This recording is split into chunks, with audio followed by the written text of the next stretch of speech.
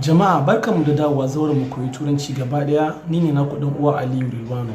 Ka laikin wannan bidiyo idan ka samu wannan bidiyo abin ilmantarwa. Yau ina na zo mana da kalmomi ne guda biyu na turanci, da kalma na ambition da kuma kalma na destiny. Shi kalma ta ambition shine ake cewa goal ko kuma determination.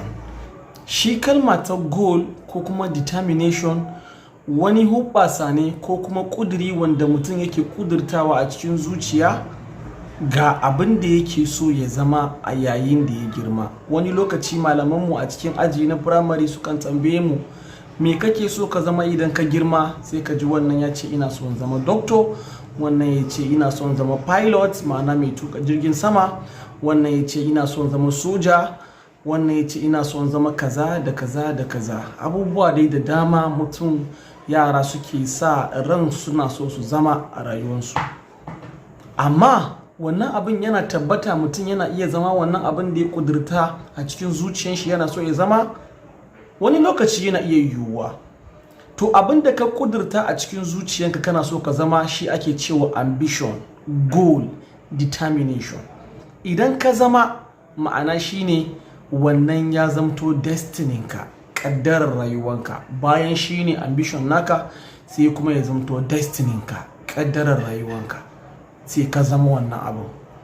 Amma wani lokaci along the line abin yakan iya canzawa. Ka karanta ne, ka karanci likita, kana so ka zama malamin asibiti, ka zama doctor kenan. Karshe ka gama karatun sai wani abu ko dalili ya sa bara ka zama likitan ba ko kuma bara a baka wani asibiti ba. Karshe dai sai ka kare da yin POS a bakin hanya, ko kuma ka zama tela, ko kuma ka zama malamin makaranta. Komai yana iya faruwa. Abin da ka zama nan shi ake cewa destiny ka, kaddarar rayuwanka.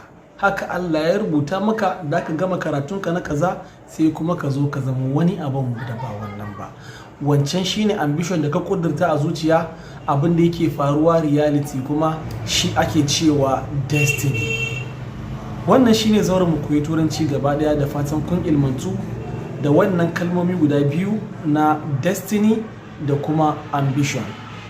Kar ka manta ka like wannan video, ka subscribe mu wannan channel saboda ka dinga samun content na ilmantarwa ire-iren wannan. Kuma sai kai sharing saboda waɗansu yan uwa ma su ga irin content da kake gani. Zauren mu koyi turanci sai wani lokaci.